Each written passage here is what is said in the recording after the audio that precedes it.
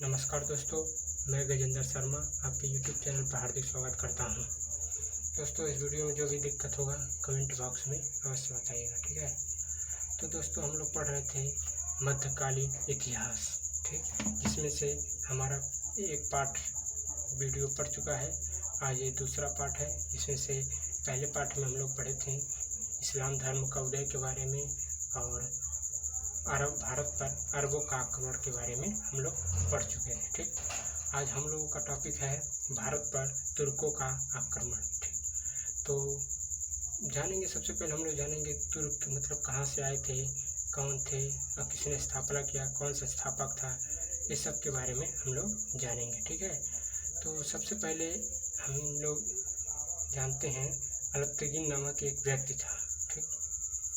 अलत्तगिन नामक एक व्यक्ति था, ठीक, जिसने 932 ईस्वी में 932 ईस्वी में यामनी वंश, ठीक, कौन सा यामनी वंश या गजनवी वंश, ठीक, यामिनी वंश या गजनवी वंश का एक स्वतंत्र, कौन सा, एक स्वतंत्र राज्य के, ठीक, एक स्वतंत्र राज्य का स्थापित किया, ठीक, जो कि इसकी राजधानी क्या थी, गजनवी, जो कि इसकी राजधानी गजनवी थी, ठीक, गजनी, ठीक, इसकी राजधानी गजनी थी। आप लोग को पता होगा कि गजनी किस देश में पड़ता है, ठीक। तो आप लोग जानते हैं गजनी अफगानिस्तान देश में पड़ता है, ठीक। और गजनी जो है अफगानिस्तान के बॉर्डर मुल्तान से कुछ दूरी पर एक छोटा सा राज्य हुआ करता था, ठीक, जो कि अलत्तगिन नामक व्यक्ति ने गजनी की स्थापना किया था, ठीक। तो अलत्तगिन जो था वो बस यही स्थापना किया था और कुछ काम किया नहीं था। बाकी कुछ बीमारी होने के कारण इसकी मृत्यु हो गई, ठीक, जो कि अलत्तगिन की मृत्यु हुई थी 963 ईस्वी में, ठीक। और अलत्तगिन जो था वो 10वीं सदी में गजनी, जो 10वीं सदी में मतलब शताब्दी में गजनी में एक स्वतंत्र तुर्क राज्य की नींव डाली, ठीक। तो पूछता है कि तुर्क साम्राज्य का संस्थापक किसे माना जाता है, तो कौन था, अलत्तगिन का है, ठीक, अलत्तगिन को माना जाता है, ठीक है। तो फिर पूछता है कि भारत में मतलब अरब जो तुर्क थे इनके क्या कारण थे जो भारत पर आक्रमण किए और क्या मतलब थी कि जो इस पे भारत पर आक्रमण किया जाए और क्या इसकी योजना थी, ठीक। तो इसके बारे में हम लोग जानते हैं कि भारत पर जो थे तुर्क आक्रमण इसलिए कर रहे थे कि भारत की अतुल्य धन, कौन सा अतुल्य धन जो था उसे लूटना चाहते थे, ठीक। जो कि तुर्क ने, आप लोग को पता है, तुर्कों ने 10वीं शताब्दी में भारत पर आक्रमण किया, ठीक। तो अब इसके बाद फिर जानते हैं हम लोग कि पूछता है कि भारत पर प्रथम तुर्क आक्रमणकर्ता कौन था, ठीक। भारत पर प्रथम तुर्क आक्रमणकर्ता कौन था, तो आप लोग जानते हैं सुबक्तगिन। कौन था, सुबक्तगिन, ठीक। जब अलत्तगिन के मृत्यु हो जाने के बाद, ठीक, अलत्तगिन की मृत्यु हो जाने के बाद उसका पुत्र सुबक्तगिन कौन था, अलत्तगिन का पुत्र था, इसका था अलत्तगिन का पुत्र था, जो बाद में अलत्तगिन की मृत्यु के बाद सुबक्तगिन उस मतलब वहाँ का राजा बनता है या शासक बनता है, ठीक। आप लोग को पता है सुबक्तगिन ने भारत पर, ठीक, पहला आक्रमण कब किया था, भारत पर पहला आक्रमण कब किया था, सुबक्तगिन ने भारत पर आक्रमण कब किया था, 986 ईस्वी में, ठीक, 986 ईस्वी में किया था। और कहाँ किया था, पंजाब पर, ठीक। आप लोगों को पता है कि पंजाब, ठीक, पंजाब उस समय कहाँ का था, पंजाब हो गया और पंजाब हो गया, ठीक, पंजाब हो गया और अफ़गानिस्तान हो गया, ये सब एक में हुआ करता था, ठीक। तो पूछता है मतलब जिस समय पंजाब पर सिबकतगिन ने आक्रमण किया था, ठीक, उस समय राजा कौन था। तो उस समय जब सिबकतगिन ने भारत पर आक्रमण किया था या पंजाब पर कह सकते हैं आक्रमण किया था, उस समय वहाँ का राजा कौन था, राजा जयपाल था, ठीक, राजा जयपाल सिंह, ठीक। और उसके बाद जब ये युद्ध हुआ था सिबकतगिन और राजा जयपाल सिंह के बीच में, ठीक, तो इस युद्ध में कोई निर्णय नहीं हुआ था कि कौन जीता कौन हारा। ये बीच में ही संधि के कारण इसे समाप्त कर दिया गया। एक संधि हो गया था जिस कारण से यह युद्ध समाप्त हो गया था और यह कहा गया था कि न तुम मेरे ऊपर न तुम गजनी पर आक्रमण करोगे राजा दाहिर से, और राजा दाहिर ने कहा सिबकतगिन से न तुम सिंध या पंजाब या अफ़गानिस्तान पर आक्रमण नहीं करोगे, ठीक। फिर सिबकतगिन ने फिर कब कहाँ क्षेत्र पर शासन स्थापित किया था। सिबकतगिन ने पेशावर पर और लद्दामान पर के क्षेत्रों पर विजय प्राप्त कर शासन स्थापित किया था, ठीक। जब उस समय लड़ने आया था, उससे पहले जब पंजाब में लड़ने से पहले यह इस जगह को जीत चुका था, ठीक। तो फिर पूछता है सिबकतगिन की क्या क्या कौन कौन सी राजधानियाँ थीं, ठीक, कौन कौन सी राजधानियाँ थी, ठीक। तो सिबकतगिन की राजधानियाँ कौन थी, बहिंद था, पेशावर था, पाकिस्तान था और उद्भांडपुर था, ठीक। ये 4 इसकी राजधानियाँ हुआ करती थी, ठीक। और फिर पूछता है कि सिबकतगिन के पुत्र सिबकतगिन के बारे में पूछते, उसके पुत्र कितने थे और कौन कौन थे, ठीक। तो सिबकतगिन के पुत्र थे इस्माइल कौन था, इस्माइल इसका पुत्र था और एक महमूद गजनवी था, ठीक। तो इस्माइल जो था वो बड़ा था और गजनवी जो था ये छोटा था, ठीक, छोटा था। और इस्माइल वहाँ का उत्तराधिकारी हुआ बनाया था सिबकतगिन ने, ठीक। जब उसके सिबकतगिन के मृत्यु हो जाने के बाद, ठीक, तो इस्माइल वहाँ का उत्तराधिकारी बनता है। फिर बाद में महमूद गजनवी ने अपने भाई को इस्माइल को हत्या करवा देता है और फिर बाद में महमूद गजनवी वहाँ का राजा या शासक बनता है, ठीक, फिर बनता है, ठीक। तो पूछता है कि भारत में तुर्क वंश का वास्तविक संस्थापक, भारत में तुर्क वास्तविक संस्थापक कौन माना जाता है, मोहम्मद गौरी, ठीक। तो मोहम्मद गौरी जो था वो सिबकतगिन का गुलाम था। कौन था, गुलाम था मोहम्मद गौरी, ठीक। मोहम्मद गौरी का जो सिबकतगिन था वो मोहम्मद गौरी था सिबकतगिन का गुलाम था, ठीक। अब हम लोग पढ़ेंगे महमूद गजनवी के बारे में। किसके बारे में, महमूद गजनवी के बारे में पढ़ेंगे, ठीक। तो दोस्तों अब पहले जानते हैं कि महमूद गजनवी कौन था और कहाँ से आया था, आप लोगों को इसके बारे में जानना है, ठीक। तो महमूद गजनवी जो था वो सिबकतगिन का पुत्र था, ठीक, जो कि यामनी वंश, कौन सा, यामनी वंश का तुर्क था, ठीक। और इससे आप लोग पता होगा कि इसने भारत पर कुल 17 बार, कितने बार, 17 बार आक्रमण किया था, ठीक। और इसका उद्देश्य क्या था, इसका उद्देश्य था धन को लूटना।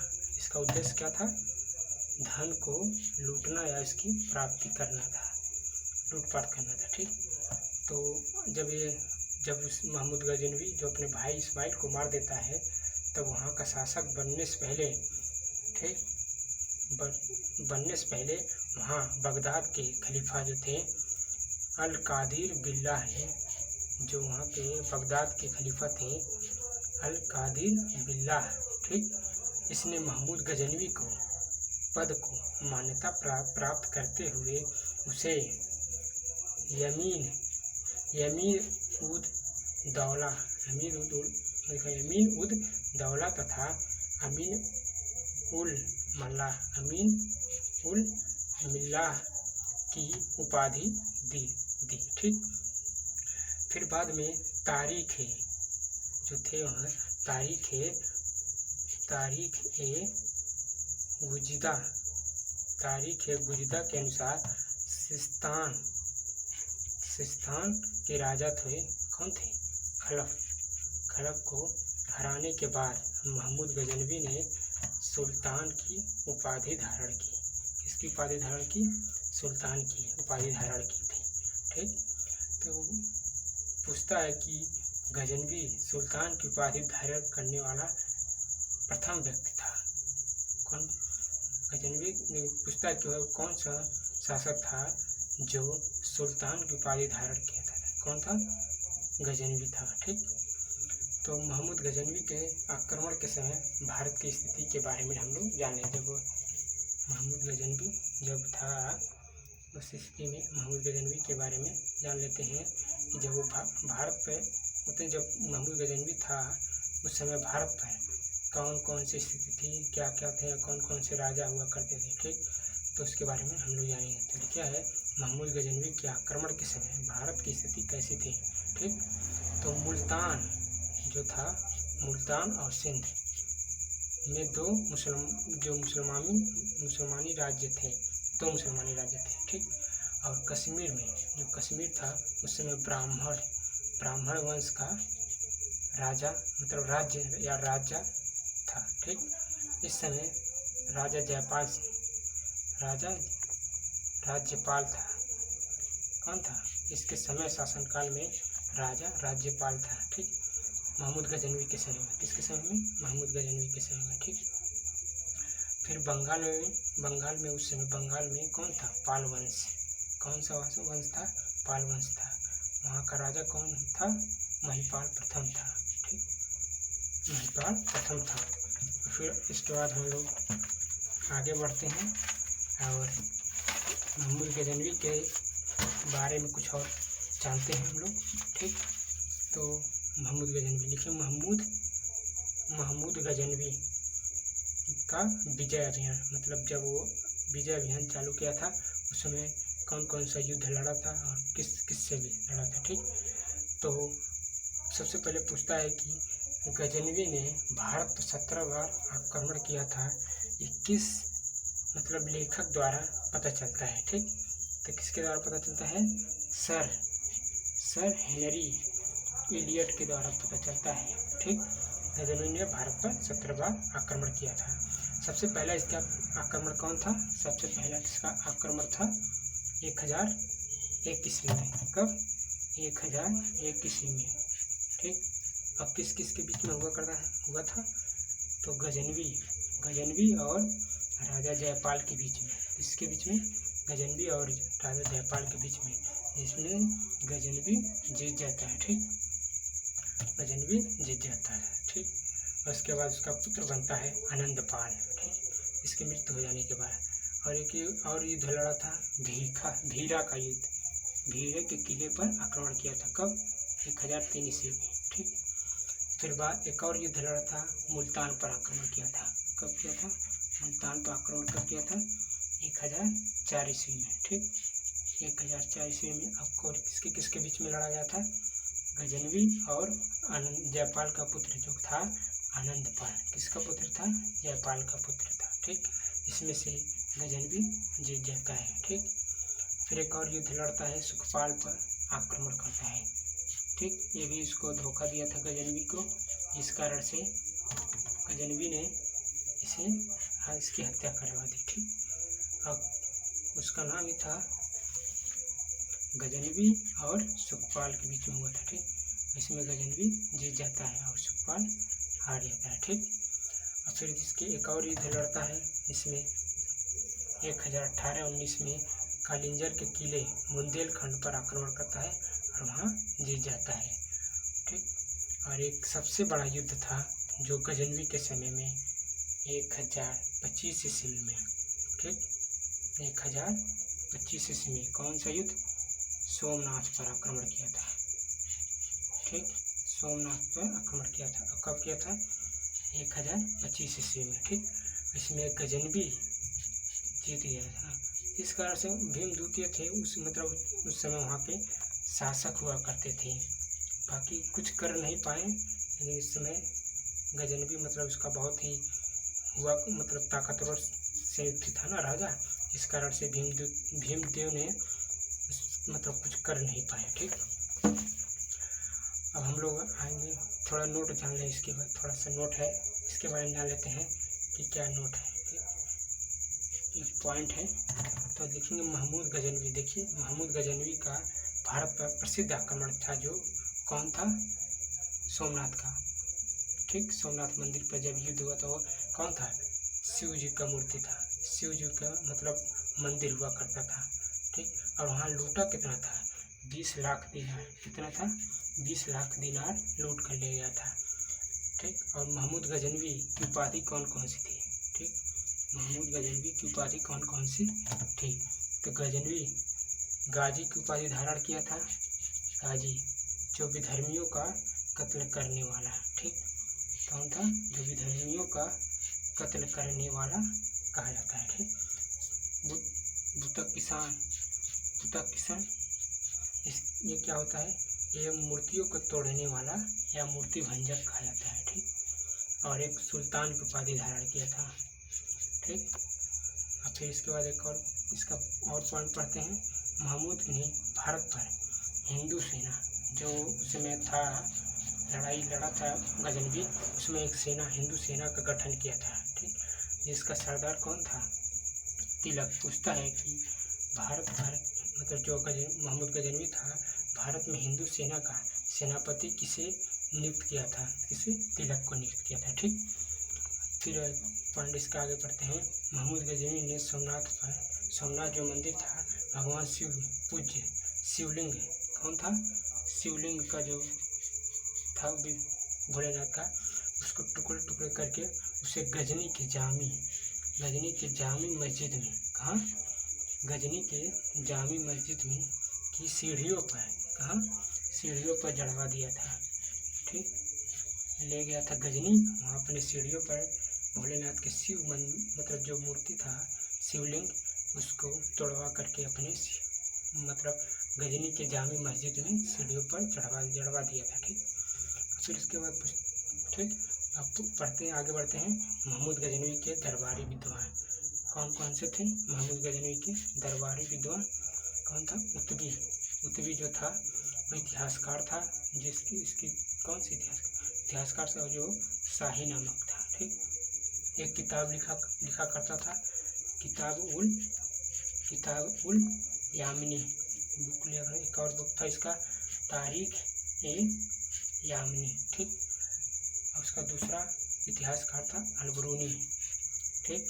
जो गणितज्ञ था, गणित जानता था, दर्शन जानता था, ज्योतिष जानता था, संस्कृत जानता था, आदि उच्च कोटि का विद्वान माना जाता था। कब आया था? 11वीं शताब्दी में, ठीक। महमूद गजनवी के साथ आया था, ठीक। इसका किताब कौन कौन सा लिखा था? बुक किताब उल हिंद, और दूसरा था तारीख ए हिंद, ठीक। और सबसे पहले इसे माना जाता है कि पुराणों का प्रथम बार अध्ययन इसी ने किया था। किसने? अलबरूनी ने, ठीक। इसका हिंदी में अनुवाद किसने किया था? रजनीकांत शर्मा ने। किसने? रजनीकांत शर्मा ने इसकी हिंदी में अनुवाद किया था, ठीक। अब आएंगे फिरदौसी के बारे में जान लेते हैं। इनकी पुस्तक थी शहनामा, ठीक, जो अफगानिस्तान में इसे महाभारत के नाम से जाना जाता है, ठीक। और कौन सी उपाधि धारण करते थे? पूर्व का हुमर। कौन सा? पूर्व का हुमर। और एक और इनके विद्वान थे वैदिकी। कौन थे? वैदिकी। जो इनकी पुस्तक थी तारीख ए सुबक्तगीन, तारीख ए सुबक्तगीन, ठीक। जो पूर्वी पेप्स उपाधि धारण किया करते थे, जो पूर्वी पेप्स के नाम से जाने जाते थे। और इनकी उपाधि थी इटली का लेखक। कौन था? इटली का लेखक, ठीक, इटली का लेखक। थोड़ा पॉइंट और बचा है महमूद गजनवी के बारे में, ठीक। इसके बाद हम लोग पढ़ेंगे मोहम्मद गौरी के बारे में, ठीक। तो महमूद गजनवी ने ही सबसे पहले संस्कृत मुद्रा लेख के नाम से चांदी के सिक्के चलवाए थे, ठीक, जारी किया था, जिसके एक तरफ अरबी भाषा में, किसकी भाषा में, अरबी भाषा में लेख था और दूसरी तरफ संस्कृत भाषा में लेख था। इसका जो सिक्का था, इसका वजन कितना था, 3 ग्राम, कितना ग्राम, 3 ग्राम था। अंततः सन 1030 ईस्वी में अतिसार नामक बीमारी के कारण गजनी में महमूद गजनवी की मृत्यु हो गई, ठीक है, और यहीं पे उसका मृत्यु हो जाता है और बाद में इसका उत्तराधिकारी बनता है मोहम्मद गौरी, ठीक। दोस्तों, हम लोग यह वीडियो अब यहीं पर समाप्त करते हैं और इसके बारे में अगला वीडियो में देखेंगे, ठीक है। धन्यवाद।